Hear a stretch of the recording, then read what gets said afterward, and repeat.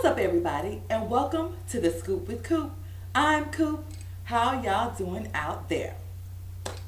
So, let's just go ahead and get right into the scoop. I want to say congratulations to Tamara from, T and Tamara, the twins. Tamara and her husband, Adam Housley. She had her son on November 12th. They welcomed their baby boy. His name is Aiden John Tanner Housley. Did I get the name right? Yes, I did. Okay, so yes, so congratulations to Tamara.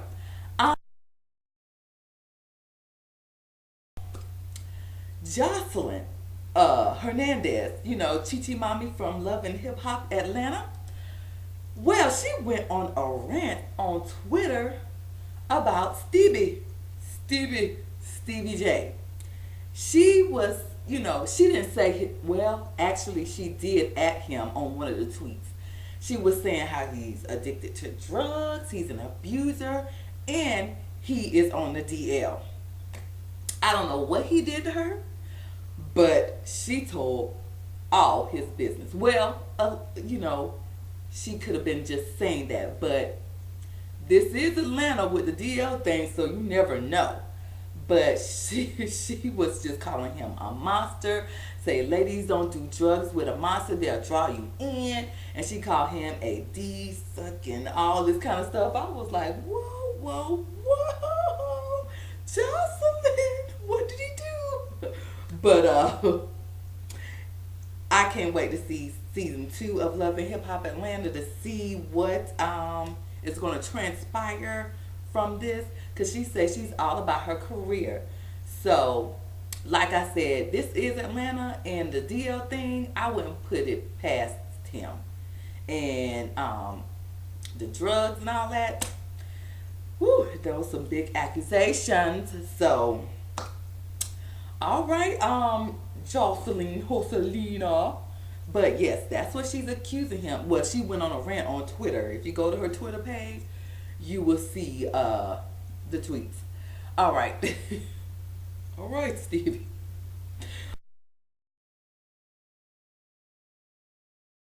A few days ago, like on, what's the day, the 14th? Was it Tuesday? Monday or Tuesday?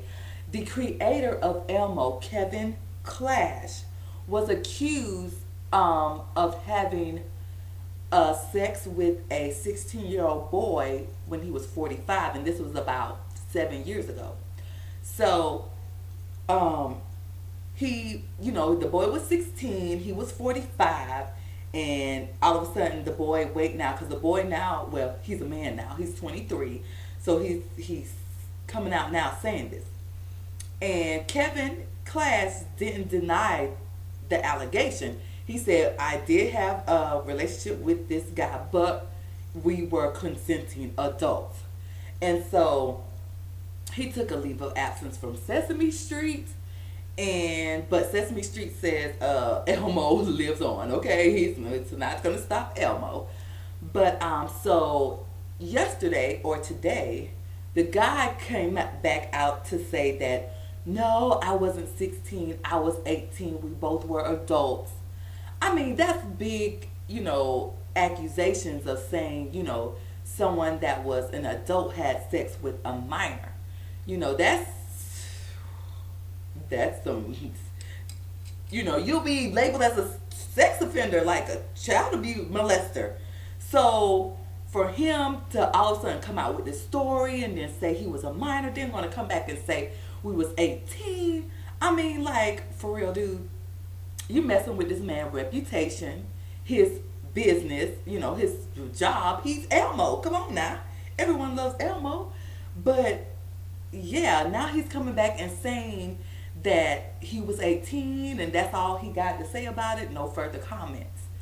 So that whole thing, I hope the guy, doesn't lose his job. Like I said, he's on a leave of absence from Sesame Street. But I hope they get that all cleared away, because that's some big accusations. But I hope they work that out. So, okay, for those of you that don't watch Iyanla Vanzant Fix My Life, y'all need to watch that show. It comes on Saturday night on the OWN network.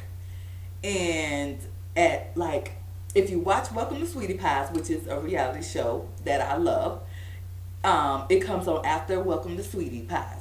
But Saturday, the episode was about a pastor in Louisiana.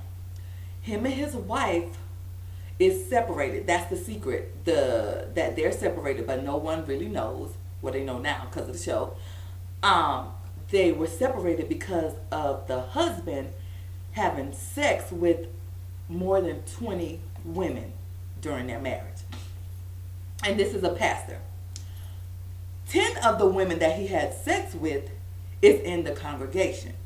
And one of the women he had a child with. Lord Jesus is a fire. But yes, the wife was like, she's tired of living this life. She moved out. She's in her own apartment. She have the kids, but he get the kids every weekend. But on Sunday, she goes to church like everything's okay. She sit in the first pew like the first lady of the church is supposed to do, and act like everything is okay.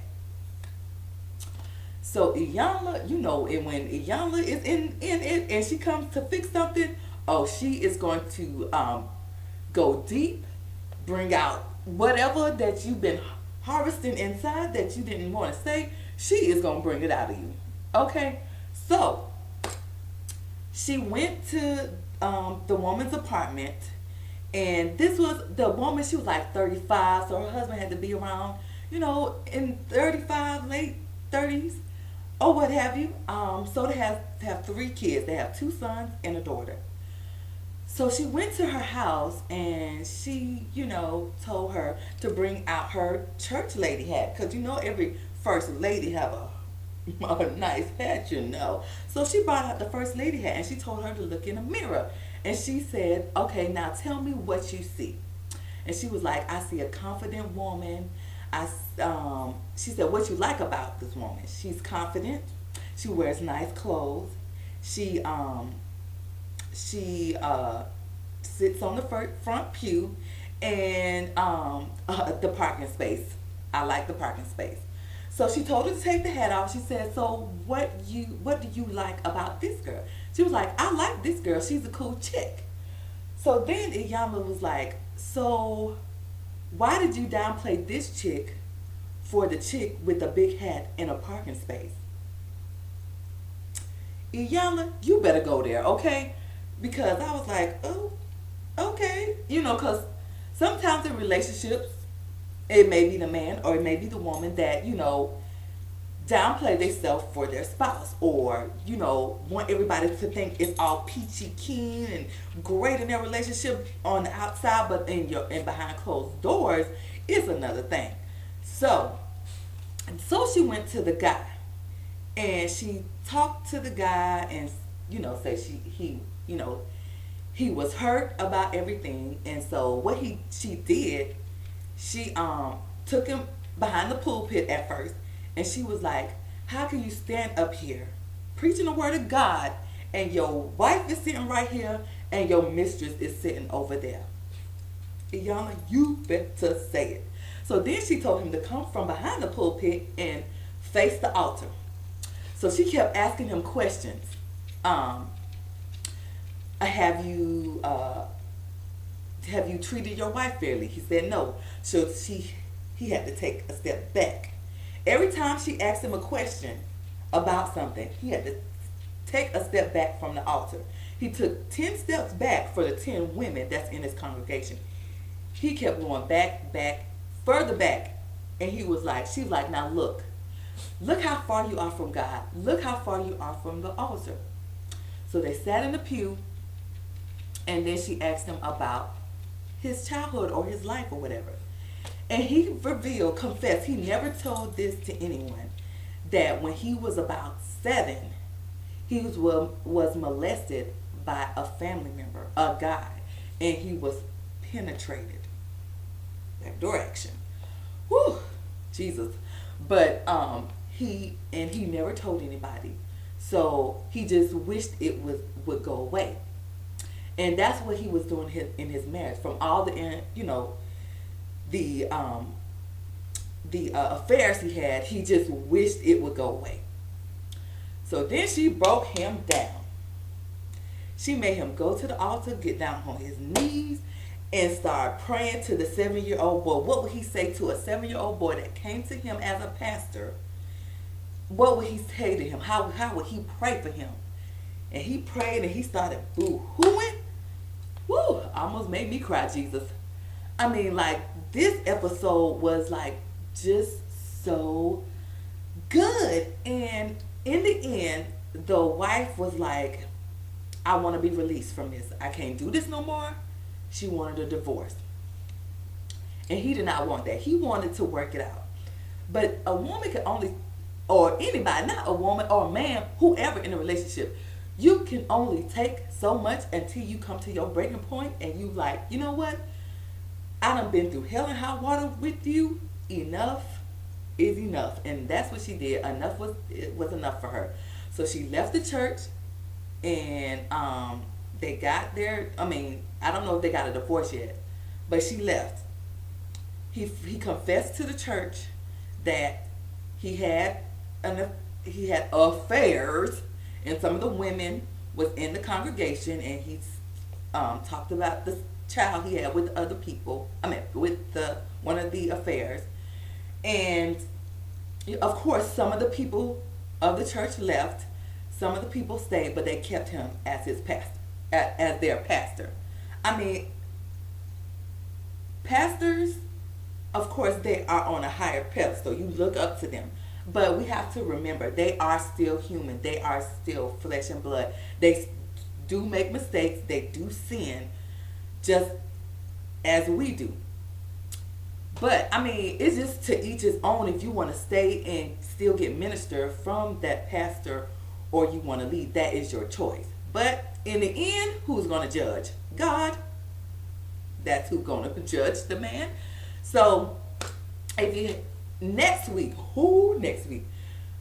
if y'all remember the girl from, I don't remember the show, with LL Cool J, and the girl, I think her last name was Campbell, but she had long hair or whatever, but after the show, whatever, she got addicted to drugs.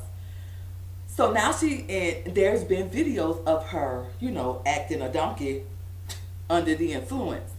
So now she's supposed to be clean or whatever. But she's going to be on Iyanla, Fix My Life, next week, next Saturday. This Saturday coming up. So I can't wait to see that. But anyway, that's it for the scoop for today. Did I do everything? Yes, I did. Okay, well, thank you for watching. Go ahead and hit that subscribe button. I think it's over there, one up here somewhere. Hit the subscribe button. Hit the like button down at the bottom, somewhere down there. And go ahead and comment down there at the bottom as well. So, like I said, thank you for watching. Please subscribe. Please rate. Please comment. And follow me on Twitter at ScoopWithCoop and Instagram at ScoopWithCoop. And what else? Yes, that's it. And have a nice day or night, whichever time you're watching. And God bless. Bye-bye.